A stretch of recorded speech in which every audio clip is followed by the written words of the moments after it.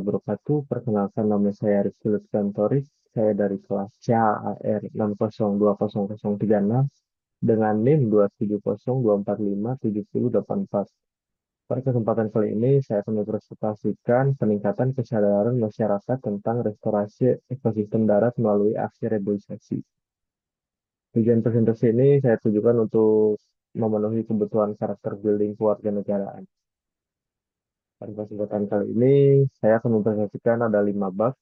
Bab yang pertama itu latar belakang, yang kedua rumusan masalah, yang ketiga hasil temuan saya di lapangan, yang keempat ada solusi, dan yang kelima adalah refleksi pribadi diri saya sendiri. Ini bab pertama, saya akan menjelaskan tentang latar belakang penelitian saya ini. Hutan memiliki peran penting dalam menjaga keseimbangan ekosistem, menyediakan sumber daya alam, serta mendukung kehidupan berbagai spesies. Namun, dalam beberapa dekade terakhir ini, deforestasi dan degradasi lahan telah menjadi masalah lingkungan yang serius berbagai belahan dunia, termasuknya Indonesia. Fenomena ini berkaitan erat dengan tujuan pembangunan berkelanjutan atau SDGs nomor 15 yang berfokus pada perlindungan, pemulihan, dan pemanfaatan ekosistem darat secara berkelanjutan. Banyak sekali di sini penyebab-penyebab dari deforestasi dan degradasi lahan, terutamanya sudah di Indonesia. Yang pertama itu ada tanaman kelapa sawit dan sawit. Di Indonesia itu sangat banyak dan itu menyebabkan deforestasi. Ada pembakaran hutan agar lahan-lahannya bisa dibuat untuk manusia, dan yang ketiga ada penebangan hutan.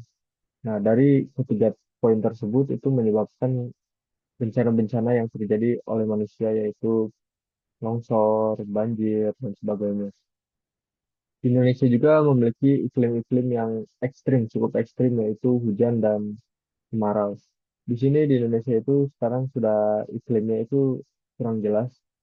Jadi suatu iklim ekstrim itu yaitu kemarau yang berkepanjangan itu akan membuat hutan menjadi kering, dan hujan yang berkepanjangan juga akan menyebabkan hutan menjadi basah dan menyebabkan longsor atau banjir pada lingkungan sekitar. Jadi akibat-akibat manusia tersebut dari pembakaran hutan, penebangan pohon, eh, ada juga banjir, longsor, dan sebagainya itu menyebabkan habitat-habitat alam di Indonesia, terutama pada binatang itu terancam punah. Contohnya harimau, gajah, dan lain-lain itu sekarang sudah terancam punah.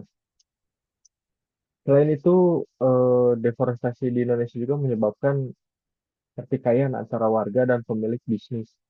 Contohnya itu pemilik bisnis pohon jati atau pohon-pohon lainnya, dan warga sekitar terkena dampaknya.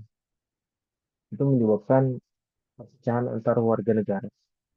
Di Indonesia juga sudah mengalami kehilangan hampir 10,6 juta hektar pada tahun 2020 sampai sekarang. Akibatnya lahan-lahan warga sekitar itu dihabisin, dan habitat-habitat binatang juga sudah mulai terancam. Di sini saya akan menjelaskan tentang bab 2 saya, rumusan permasalahan. Yang pertama itu ada faktor-faktor apa yang menjadi penyebab utama terjadinya deforestasi dan degradasi lahan di Indonesia, dan sejauh mana peran aktivitas manusia memperburuk kondisi deforestasi ini. Yang kedua, ada dampak yang diakibatkan oleh deforestasi dan degradasi lahan terhadap keseimbangan ekosistem darat, serta keanekaragaman hayati di Indonesia. Yang ketiga, upaya apa yang telah dilakukan oleh pemerintah dan masyarakat dalam melaksanakan program restorasi ini, terutama melalui inisiatif dan reboisasi dan perhutanan sosial. Hasil temuan saya di lapangan, itu saya memiliki 6 poin. Yang pertama itu deforestasi dan degradasi hutan, memberikan dampak luas terhadap lingkungan dan kehidupan masyarakat, termasuk perubahan iklim, serta hilangnya sumber daya bagi masyarakat sekitar. Yang kedua itu kesadaran masyarakat terhadap pentingnya menjaga hutan itu masih rendah, terutama di daerah-daerah perkotaan atau daerah dengan keterbatasan ruang hijau. Yang ketiga, saya juga menemukan banyak individu yang menganggap tindakan kecil seperti menanam pohon atau mengurangi kertas itu tidak tidak begitu signifikan. Nah, yang keempat, kurangnya pemahaman masyarakat terhadap reboisasi membuat program penghijauan dan lain-lainnya itu dikatakan itu kurang optimal atau kurang efektif dalam penerapan. Yang keempat atau yang kelima, restorasi hutan itu tidak hanya cukup dengan menanam pohon kembali, tetapi juga memerlukan perencanaan yang matang, dukungan kebijakan, serta keterlibatan berbagai pihak seperti pihak pemerintahan, pihak komunitas, dan lain-lainnya. Terakhir adalah pentingnya kolaborasi dalam tim terlihat selama proyek berlangsung, di mana komunikasi dan kerjasama yang baik sangat mempengaruhi efektivitas program ini. Eh, Solusi kami itu apa sih untuk mengurangi deforestasi lahan pada Indonesia ini? Yang pertama itu kami mengupayakan untuk reboisasi. Selain reboisasi juga kita juga bersama-sama merangkul warga agar menanam pohon-pohon. Dan ketika itu kami membuat kampanye di media sosial. Itu mungkin sangat berpengaruh di era ini karena era digital ini sangatlah kuat dan yang keempat itu kampanye secara offline. Sama dengan poin ketiga, namun secara offline itu mungkin melibatkan umur-umur yang sudah tua, lanjut usia dan lain-lainnya itu agar tertarik lagi untuk mengurangi deforestasi lahan pada di Indonesia ini.